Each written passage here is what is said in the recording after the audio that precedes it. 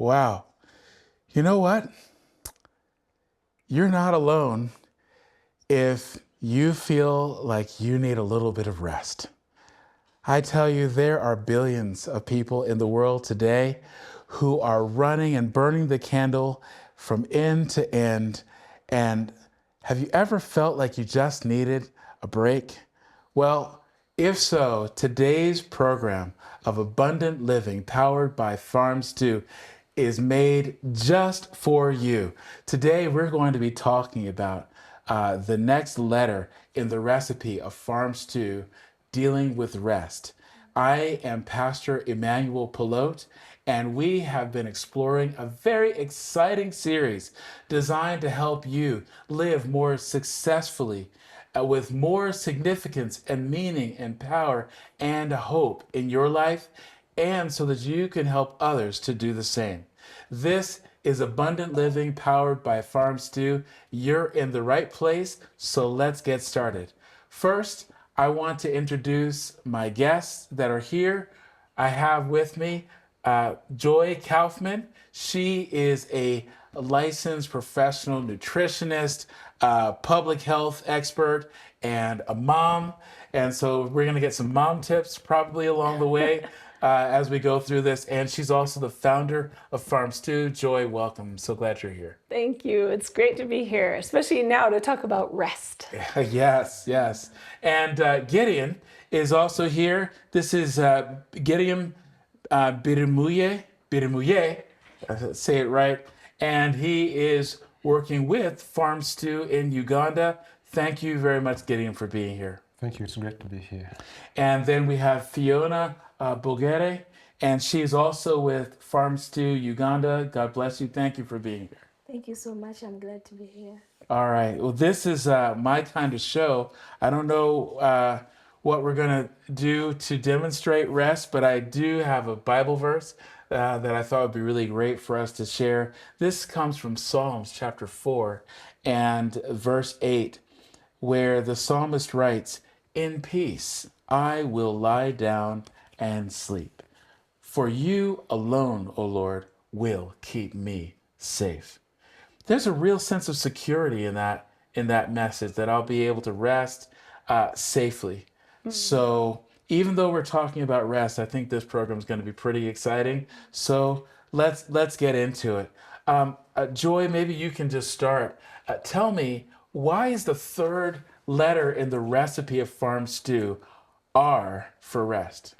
Well, thanks for asking. Rest is so essential for our bodies. In fact, it's like powering down the phone or powering down some other electronic. Whenever there's a problem with it, you end up saying, "Oh, first have you powered it off and powered it back on?" And that's our brains have to be powered down so that they can do the work of just cleaning out the thoughts, cleaning out the cells, and there's so much that goes on in our minds while we are sleeping. And sadly, we get about 2 hours sleep less on average nowadays than we did even 10, 20 years ago. And there's so many distractions. We'll talk about that, how to minimize those distractions, how to promote good sleep, and also talking about rest for the women's bodies. And we'll dive into that subject as well. It's a huge topic. Yes. Wow. So I want to say that we're talking about in this program about how to have a more abundant life, more fulfilling, more success, more. And when you think about more, the last thing you think about is slowing down and rest. How isn't that a contradiction, Fiona? If I want more life and a more rich life, that you're telling people that they need to rest. How does that work? As Joy said about that, our body, the brain is the masterpiece. It really needs enough sleep, enough rest, and it really needs to be nourished well. So in here, we are talking about rest and resting of the bodies. So there are lots of things that are interrupting us, and they are really making us have less living or less life. That's That's what I can talk about. Okay. So it's really like we're taking care of our most sensitive equipment, and so when we're resting it, we're actually giving it a chance to recuperate, to heal, so that when we are awake, we can get the most out of those hours when we're awake. Okay. So it's like there's a metaphor called sharpening the axe. I don't know if you guys have heard this story about these two lumberjacks. They're having a competition to see who can cut down more trees. One is an old man, and he's a master lumberjack. He's the best anyone has ever seen. But there's a young man who's very strong, and he thinks he can beat the old man. And the old man, they start this contest, and the young man starts chopping away at trees. The old man doesn't even start. He just sits there sharpening his axe. And the young man is just chopping down so many trees. And finally, the old man starts chopping a little bit. But after a while, he starts sharpening his axe again, just sitting down calmly, sharpening his axe. Well, at the end of the day, the young man is exhausted. He has given it his best. And at the end of the day, they count. And it turns out that the old man has actually chopped down more trees. And the young man says, "How in the world did you do that?" And he says, "It's very simple. You were chopping away, you have more strength and more power, but I stopped and I was sharpening my axe. I was able to do more with less." And I guess maybe is that the way it is with sleep? We're able to get more done in our day with even less time because our body is in better condition and our mind is sharper. That's what I got from. Yes, when you rest, you start afresh after a long day or having a lot of activities to do. If you give your body a rest, you have a fresh start. Okay. Yes. And that's such a great analogy too, because you're sharper in your thinking, just like the axe is sharper. Your thinking is sharper. Your reaction time is sharper. You're better able to control your emotions, and make better decisions as a result of not being in these mood swings. So there's just so much that you benefit from, and not to mention that, but also your immune system is functioning at a much higher level. So you're able to protect yourself from different diseases. And I think the diseases, I think it's very significant. If you lose sleep for a night, you actually reduce your immunity by half. Wow. If you lose sleep for a week, you're actually altering your cells. So this is probably why I get sick when I travel on airplanes, because I don't sleep very well, and then I land and I get sick after that. So okay, that's good. And then you said, I think it was you that said, even our computers need to be rebooted. They need a rest. Yes. Also, so that's very interesting. Yeah. So Gideon. So sleep's very, very important. What happens if I don't get enough sleep? You were talking about immunity. Anything else? What are the symptoms, or what happens to me if I'm not really getting enough? There are lots of consequences that you face when you don't get enough sleep. Like she mentioned, if you have enough sleep, the body gets that time to rejuvenate and to restore the lost energy. And like Joy mentioned, if you do not get enough sleep, your immune system, the body's ability to fight diseases is compromised. The body's ability to think right is compromised. You become dizzy, you get depression, you get pain just because you do not have enough sleep. And there are so many other things that you can suffer from just from not getting enough sleep. So it's important. The body, like she mentioned, the brain, like she mentioned, it's the masterpiece of creation. And we're not just resting for the sake, but we are resting because the master who created us, Jesus Christ, also rested. When he created the world in 6 days, he rested on the seventh day, the Sabbath. So this is really, it's a very important point. We think about having an abundant life and really having a great life, and we don't really think about our brains that often. I mean, I don't really think about it. I'm just busy living life. But you're actually raising the very important point that we really need to take very special care of the supercomputer that is in right up here in our heads, and that supercomputer needs some downtime to process things and be ready for the next day. Yeah. Sure. That's it's very powerful. Is there some scientific research that's behind this conclusion about needing rest? I know we're talking about biblical principles here, but is there also science that supports this? Yeah, so absolutely. The immunity studies, those are all well-researched, well-documented studies. And so some of your listeners might be wondering, okay, so how much is enough rest, right? And yeah, for infants, they need to be sleeping 16 hours a day. Wow. So that's just, those babies need to be resting. Infants and teenagers, I think. Teenagers, it's 8 to 10. Okay. Some teenagers like to sleep at 11. I have some teenagers to talk to then. Okay. Yeah, so these are 8 to 10 hours of solid, good sleep a day. And then for children, it's 10 to 11, so a little bit more younger children, not in the teen years yet. And then for us as adults, we need 7 to 9 hours a night. Okay. And yeah, it's super critical to get that quantity of sleep. And then also the hours when you sleep. You really want to be heading to bed by at least 9:30 at night, depending on when you have to wake up in the morning, of course, and really asleep by 10. Because the hours before midnight have actually good evidence, and also we have counsel that we should be getting the hours before midnight are worth twice as much as the hours after. And that's because of certain hormonal exchanges that are going on in the mind that actually are more effective and go to a deeper, more active, mentally cleaning out state in those earlier hours. So if there's someone who wants to stay out and just go to the restaurant, spend time with friends, and stay up late because they say, I don't have to go to work tomorrow, I'll just sleep later, that you're saying they're actually still losing a lot of the benefit that they need to have from sleep. Exactly.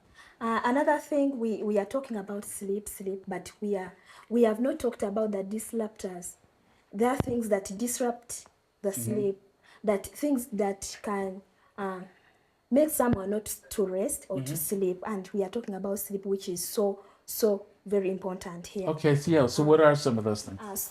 Some of the things are media. The world has, it is growing. That's what I can say. It's moving on. This way. Yeah. Go ahead. So we are talking about media. It is really affecting people that during times of rest or sleep, they are on social media, they are chatting, they are doing things. Yet we have, Joy talked about how many hours a person should rest. We have we have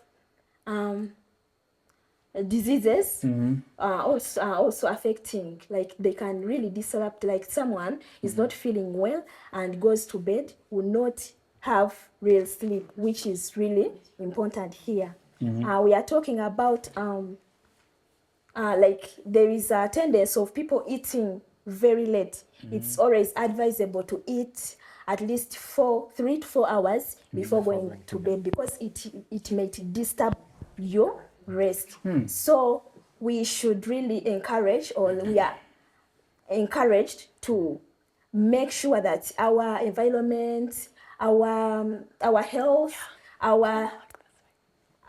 everything is put in place so that we can have good rest. You didn't talk about emotions. Someone having anger, someone quarreling with a neighbor or someone else. All those things disrupt sleep.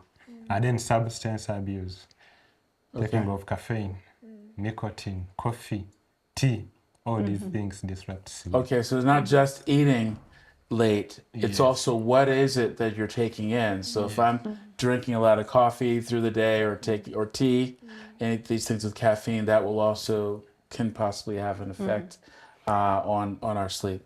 And sometimes in like a marriage, you might have a husband and a wife, they're busy throughout the day, but maybe they have something irritating between the two of them. So they lay down in bed, and often it's the wife saying, "Hey, honey, let's talk about this," you know? That is not actually the time to have the conversation, because if you talk about highly charged emotional things, you're going to disrupt both of your sleep. So make time during the day to connect with your spouse and manage those things, but not so late. Okay, so highly emotional things are also there. I want to just touch on something real quick. You mentioned media as your first thing.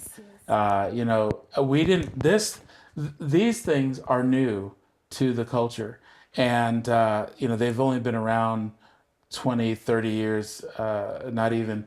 So we're accessible to the world 24 hours a day through this. There's always somebody who's posting something or sending something. And so, but when we're talking about God's designs, human technology changes, but what God has designed in our bodies and for our minds to really operate optimally don't change. So just because I have new technology does not mean that my brain has to adjust. I have to use my brain to control what I'm bringing into my life. Absolutely. You have to make a choice. Either make a wrong one or a good one. So it will depend you. Do you need your life abundantly, or you don't need it? Okay, so I want to I want to make a little bit of a transition here, because now we're looking at what society brings and technology and advancement has brought to us that may disrupt our lives, but that there seems to be some tension between that and the natural rhythm of life that God has created for us. So I have an idea. Would you guys like to take a road trip with me? Let's go visit the village, and let's just imagine, what was it like? What was God's design for humanity in terms of getting rest and work and balancing that? All right, shall we? Yes, Let's go. let's go. Let's take a trip. All right. So here we are in our abundant living village. We've got nature all around us. We've got a garden here. We've been talking about farming and being out in nature, getting fresh air. Maybe just let's begin. Just what is the natural rhythm of life for rest and so forth for human beings? Yeah, so I mean, we look to Genesis really, and God talked about there was evening and there was morning, and that's a day, you know? And actually, when you're out in the village, especially places without electricity, you know, the evening is very marked, and it's clear that it's Very time much. to prepare to go to sleep. I know many women around the world are waking up very early to get water and fetch water, so I'm not saying it's the luxury of sleep is easy there either. But when you are in the village, are people usually going to bed pretty early? Yes, according to what we are taking to them, because we have a principle of rest, and that's what we are on. At least there is a bit of change. People are going early, but they used not to go early to bed because they had a lot of activities to carry on. You know, here in Africa, most of the things it's women to do it, so they had a lot of burdens to a lot of work to accomplish. So there is a little bit of change after our trainings as farm stew. Well, I know one of the things that I noticed when I first came to Africa, I started trying to learn, you know, some of the languages, at least a little bit. And I know in Swahili, very interesting, the hours of the day begin and end really with sunlight, with the dawn at 6, what the rest of the world would call 6 a.m. is really the beginning of the day. It's 0. So 7 a.m. in Swahili, they call it 1. Interesting. So even the language here really revolves around the normal cycles and rhythms of life, day and night. So, and I think when the sun is gone, things kind of tend to calm down because there's just no light to be able to do all of that work. So I guess it's just part of God's natural design to make sure that we all get the rest that we need. Yeah, and Fiona, you had a story to tell, right? Yes, I have a story to share with the viewers. It's a personal story about rest. when I was little, as I am an orphan, as I talked earlier, so we struggled a lot. Yeah, you know, struggling as an orphan here, it's something very, very, very huge. But we used to struggle day and night that we could not even get enough time to rest. But I got some challenges, a bit of challenges, but when I learned about rest in farm stew, I really saw a big change in me. Like I'm a kind of a person who was a slow learner in school because I had no time to rest. Like I could do house chores each and every time. I have to do to make sure I do everything in the house, and I didn't grow up really with all my parents because they died. So I grew up in different hands of people. So I could like try to do everything so that I can. So you're kind of trying to earn your way, and so you found yourself doing all of this extra work just to kind of, you know. So I was a slow learner. I was a kind of a person who could just, like, if you come and maybe approach me, I would just, you know, grab your. I had that anger thing. Yeah. So it really affected me. But after learning, because I said I am a salmon of farm stew, I am what I am training in the communities. But after learning about rest, it really helped me, and I have transformed, and I'm a changed person. I'm a good person. So getting rest really has transformed your life, and I think this is important for a lot of people who may be watching. They may be feeling that maybe someone that they know, or even they themselves, are anxious or angry or frustrated all the time. They're unhappy or just unproductive, and thinking, well, there's something wrong with me, or thinking, well, there's something wrong with that person.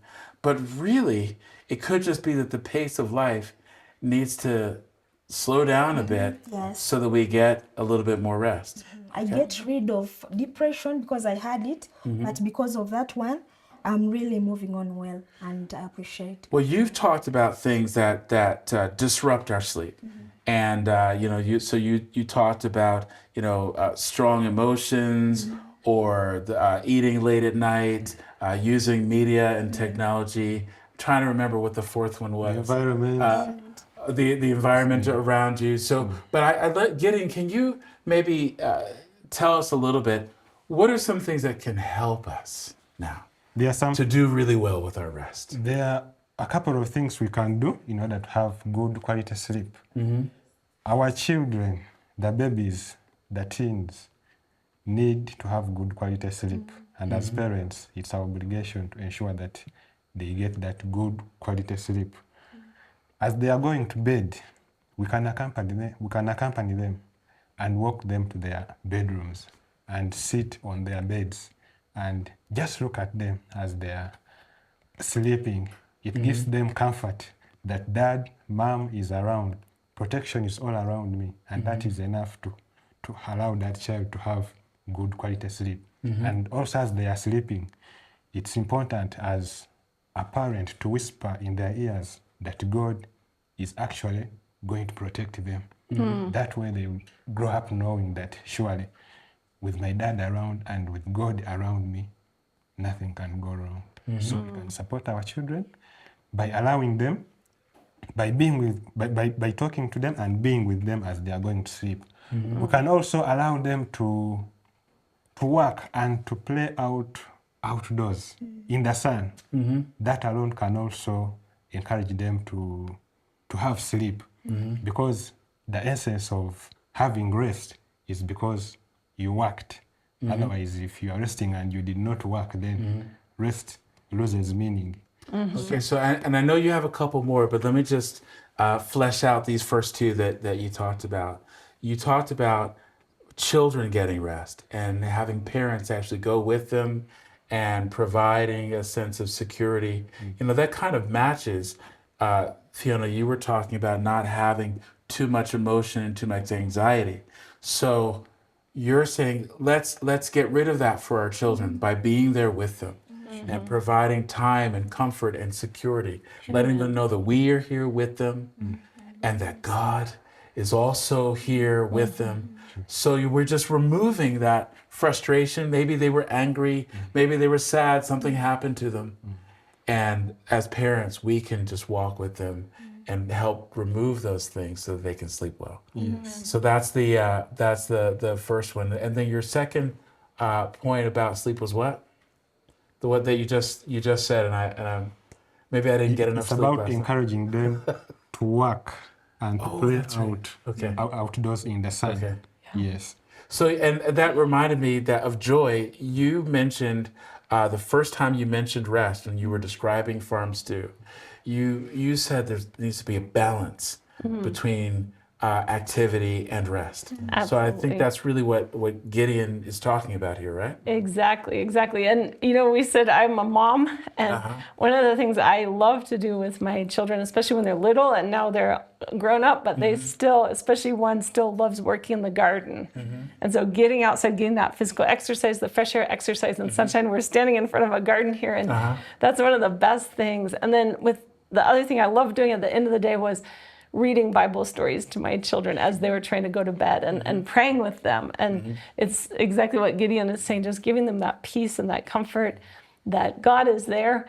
And for our children, we are like God to them in a way. They learn to trust their parents before they understand the concept of the Father, God, That's fantastic.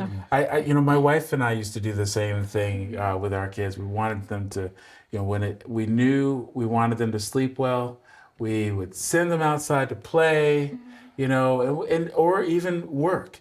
Yeah. It's so interesting to me that before God gave humanity rest, He gave them work first. Exactly. And so we're meant to work. And I think that's part of the key with this topic of abundant living, right? It's not abundant sleeping.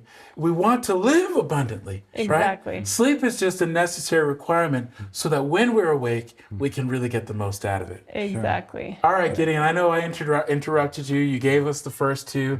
Take our children, get rid of their frustrations, give them security when they rest, maybe give them exercise and let them work out all of their energy so they'll be tired, they'll be ready to rest. Do you have any other secrets for us to getting good rest? There are a lot more that we can do in order to have good quality sleep. We need to watch our environment where we are sleeping.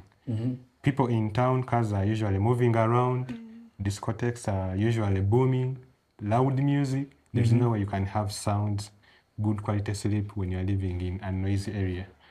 Yes. And eating, our lifestyle, what is our lifestyle like? If you're a person that watches TV up to 11, up to 12, when are you going to sleep? There's no way you can have good quality sleep when you are sleeping late. At what time do you eat? If you're a person who eats late, there's no way you can have good quality sleep. The body has to shut down all systems in order for you to have good quality sleep. If you are eating at 11 and you want the brain to rest, but the digestive system is still working, digesting the food that you've eaten late, it's going to disrupt your sleep, and you will not have good quality sleep. So eating late at night really puts a kind of a stress on the system. It does. All the factories that have to break down all these chemicals and build new things. Sure. You eat something and the body says, okay, we're all going to go to work now. Meanwhile, the brain is saying, wait, I thought we were going to take a break now. Yeah. We should also mind about the sanitation in the home or in the house when we are sleeping. If we really need good sleep, there are things that can disrupt us, like the rats. We have the rats here in Africa, I can say. We have They're everywhere. bed bugs. We have mosquitoes. So we can really get rid of them if we really need good sleep, because they can disrupt us and we fail to get good sleep. So this is all part of that environment that you're talking about. Sure. So making sure there's not too much noise. Yes. If there are rats or anything else, mosquitoes, get a net. Yeah. Not just for health, but so you can so you don't get malaria, but get a net so those guys don't bother you at night. If you do you have any tips though? Maybe I live in a city maybe I live in town and there's traffic and people are doing things. I mean, is there anything we can do to calm ourselves or to cope with an environment that's beyond our control? Yeah, I want to mention one thing about light. When light is coming into your room at night, it's harder for your brain to shut down. So one thing you can control is getting like dark curtains. And I've been to fabric stores here in Nairobi. So there are those dark fabrics. They're blockout fabrics. So you can really just block out the light, even if it's trying to come in. Okay. And then honestly, I use earplugs when I'm Okay. in those situations. There's some little, like, I don't know if you can get them, just little silicone, something small you can put on your ears, or even noise canceling headphones if people are in a really difficult All right. place. Well, if you're in the city, you should probably be able to find something like that. Exactly. Those are great ideas. Those are great tips. And I know you mentioned that media is one of those things that disrupts sleep. So you're talking about getting rid of light. So we shouldn't add new light to our experience if we really intend to rest. Absolutely. Right? Yeah, and putting your phones in a different room. Huh. Sometimes you use them for alarm, but putting it, if you have the smartphone, put it in airplane mode so it's not buzzing or, anything ringing at night. So you can just say, hey, world, I'm checking out. I have heard that there are actually studies that show that people get better quality sleep. Everything else is equal just because the phone is not in the same room. So they still wake up at the same time, but just not having the phone in the room, Yeah. not even if they're absolutely. looking at it or anything, just not having it in the room makes a difference. Exactly. So those are some good tips. Is there anything else that you would recommend to helping us get good sleep? One tip that is most important, perhaps, it's to have a moment of worship and prayer before you go to bed, and also after you have woken up. I will share a scripture. It's in Philippians chapter 4, verse 6. It says, "Be anxious for nothing, but in everything by prayer and supplication, with thanksgiving, let your requests be made known to God." We can talk about rest in all dimensions, but surely if we sleep without having that moment of worship and prayer to God, I don't know, because it's God that gives us everything that we have. He gives us the protection. So without him being part of our lives, we can rest, but it will not be complete rest, I may say. We can rest well and feel his protection, his providence, and be satisfied in our lives if our hearts are filled with Jesus. Amen. And also when we wake up and worship and have a moment of worship and pray, that experience sets the stage, it sets the atmosphere for new work to be done, and our bodies will be revitalized. Amen. When we have enough rest. That reminds me of the verse that I read earlier from Psalms chapter 4, because the psalmist says, "I in peace I will rest," right? Because and it says that I'm resting in peace because I know that God will keep me safe. So God removes all of that anxiety. So this is not just simply a religious practice or a religious ritual. It's actually quite practical because I'm actually putting away all those things that are worrying me about what happened, what I did or didn't get done today, or what may or may not happen tomorrow. This practice of taking all those cares and putting them in the hands of God allows me to have enough peace so that I can get good rest. Amen. Okay, it was very practical. Another thing is, we are taking God's example. God created this world in 7 days. 6 days. 6 days, so he rested.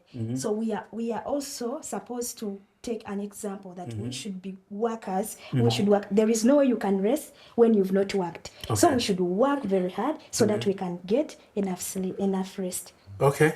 Well, let me, I want to do something here because I know we're standing here in front of this garden. Yeah. Right? And I know one of the things that is so wonderful about God's principles that Farm Stew is promoting and sharing with the world is that there is a connection. And we keep seeing it over and over again, whether it's sleep and worship and peace and all these different things and everything else, there's a connection between the practical real world and spiritual practices. Exactly. So Joy, maybe you can tell us, I don't know how you're going to do this. All right. This is going to be something, a miracle, but tell me, what does the garden teach us about rest for our lives and our communities? Yeah, so we're standing here and we're looking at a very well-planned garden, right? In this spot, we have 3 rows and they're spaced this way, and they're spaced in a very particular way because as they grow up, they will fill the space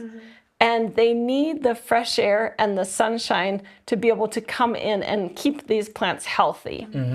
And so one of the things that we talk about in Farm Stew, which I have to say not that many people talk about in public, is about planning the family and the spacing of children so that they can grow up and get what they need and be protected and have good fruit in their life. Okay. And so we make that comparison between the garden and our family planning. Wow, that's really interesting because, the Bible always talks about, Abraham's seed, right? And I think when we were actually here at the garden planting these wonderful plants, we actually talked about them as children and covering them with a blanket. Exactly. So much.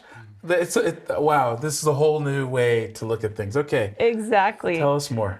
So yeah, I mean, really, when you think about child spacing, oftentimes people might think, oh, you're telling me, how many children I can have. No. What we're saying is that just as there's scientific evidence that proves that the crops flourish with proper spacing, also women's bodies and children flourish when there's proper spacing. So yeah, it's pretty exciting. I don't know if we want to sit down to talk about it or we want to keep it in the garden or.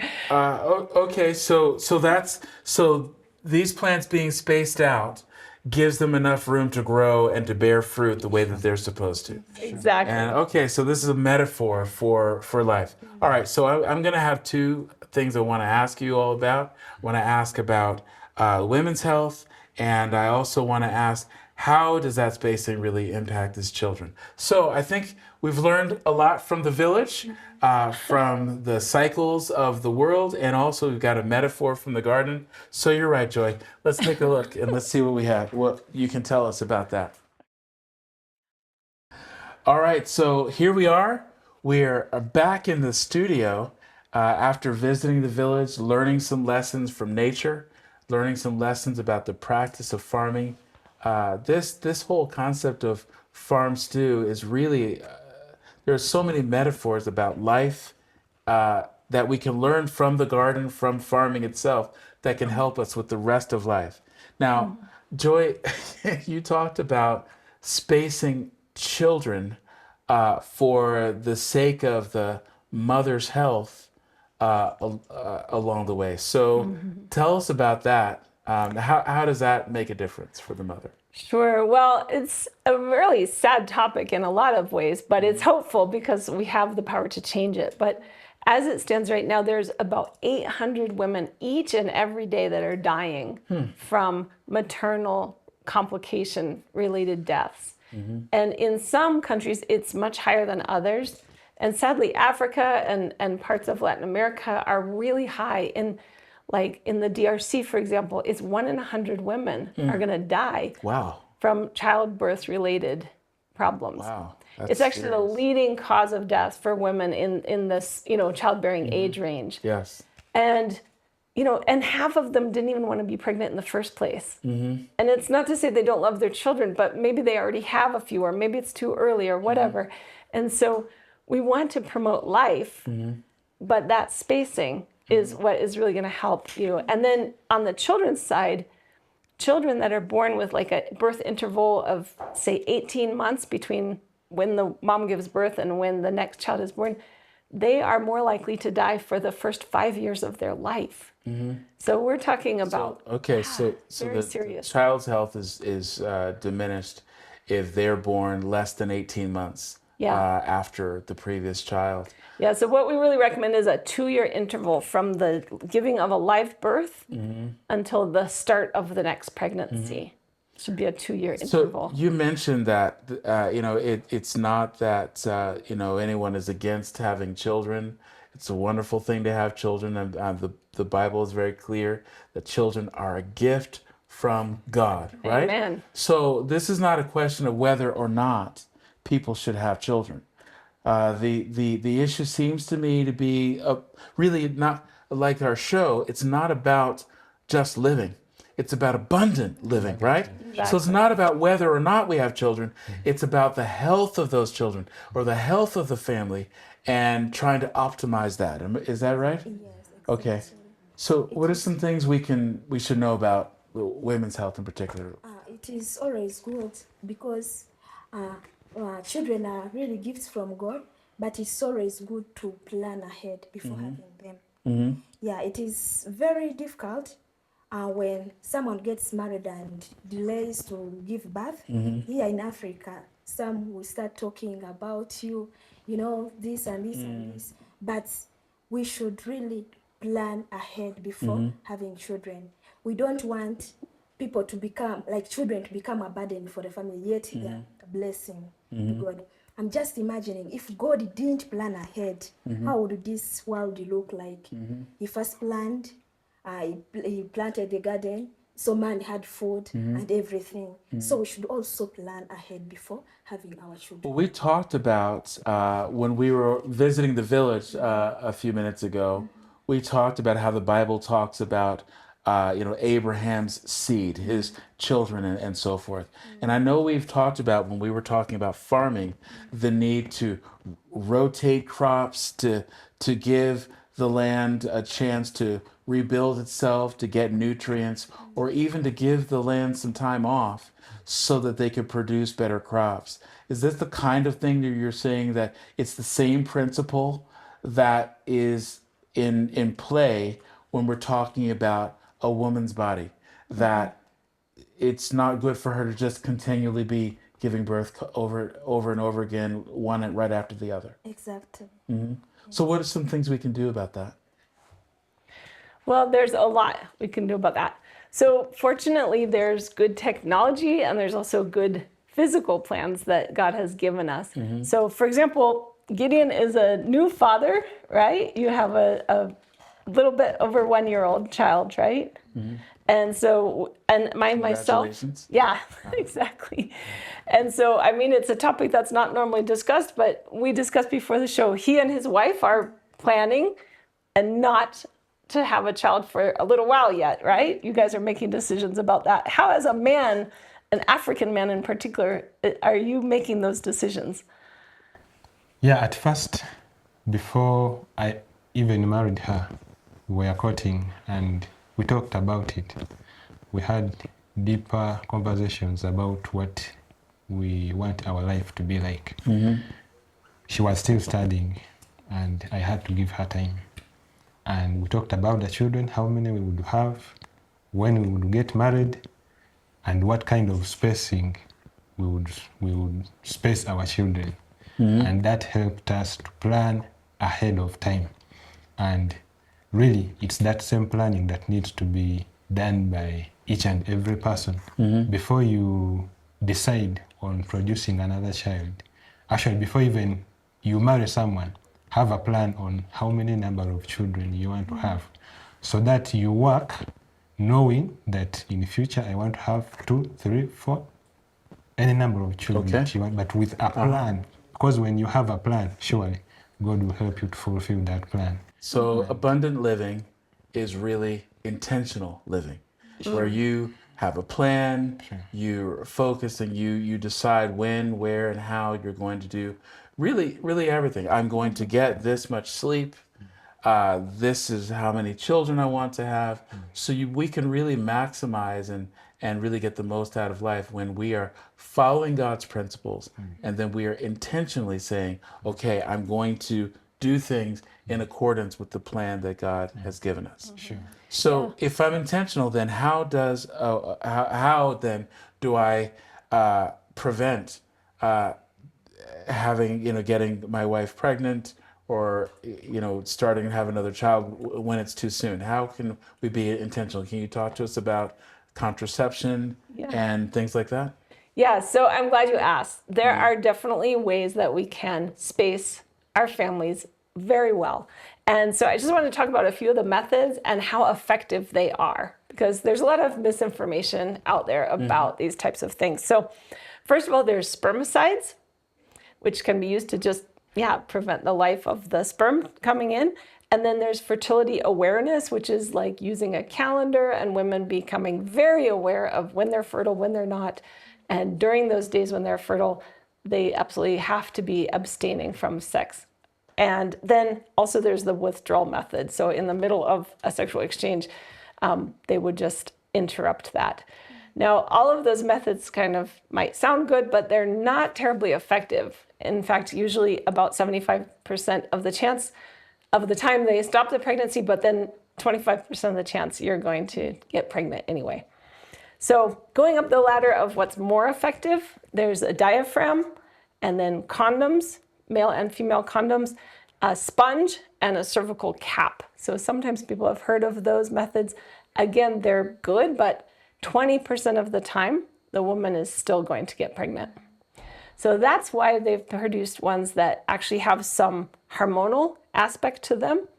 And sometimes women are afraid of that, but honestly, they have tested these well over time, over history, and there's a lot of good science behind them.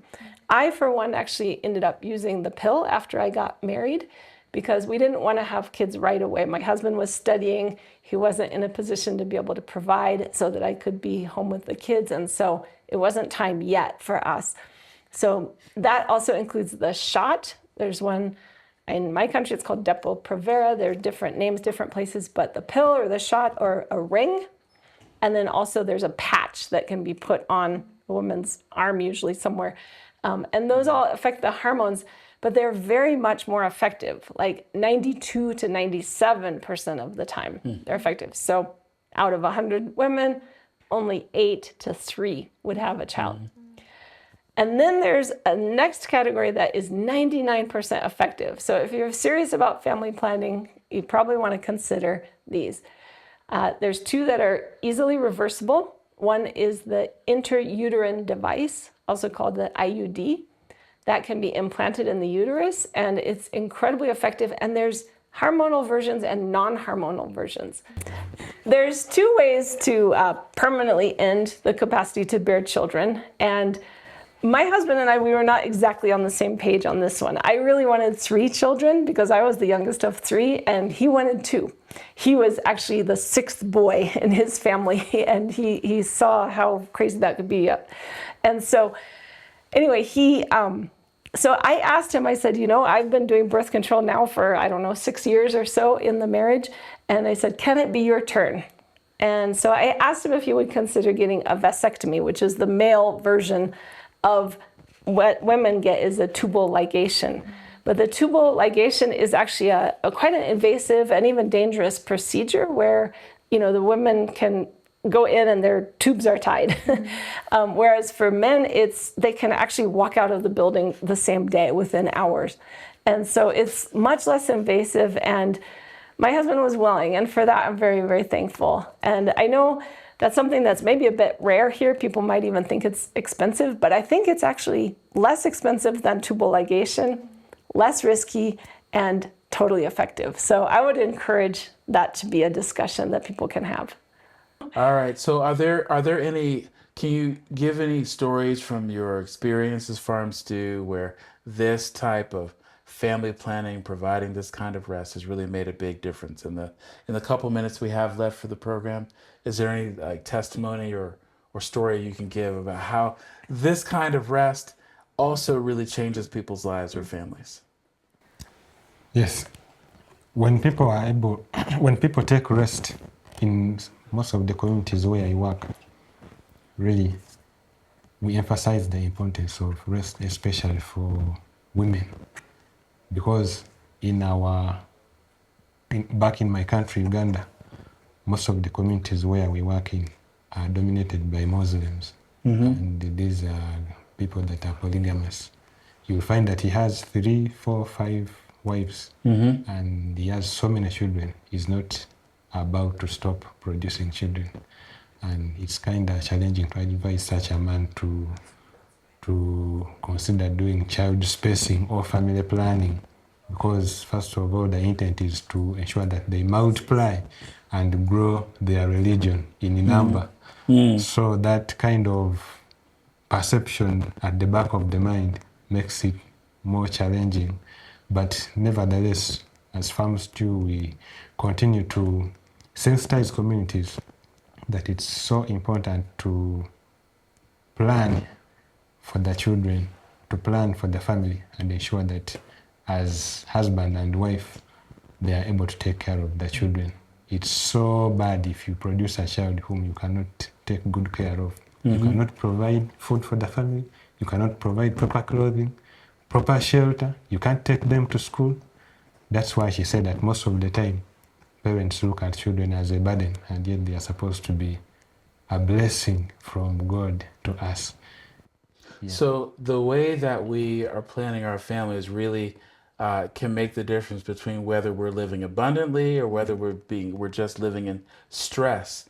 I think it's very important to remember that children are always a gift from God when they do appear, and yes, it might appear on one hand to seem like a burden, but once that child is there, this is someone that the Bible is very clear that God knows, that God loves, that God has a plan for from the very earliest age. So I don't think we have to worry about someone saying, well, listen, God probably didn't want this child to be born once the child is there.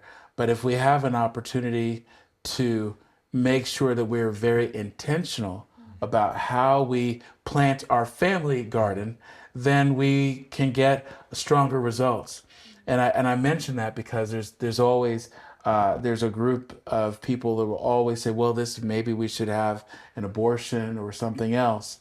And I don't think that that's part of God's plan. Well, God's plan for abundant living is that we should plan ahead. Amen. That we should understand his vision and his purpose. And then just like in the garden, if you know you want lots of vegetables and have a really of good, delicious food, then we plan and we do things in the proper way, and we'll really get the best results. But I love fruits and vegetables, and I enjoy them. Whatever you grow, I'm going to eat, right?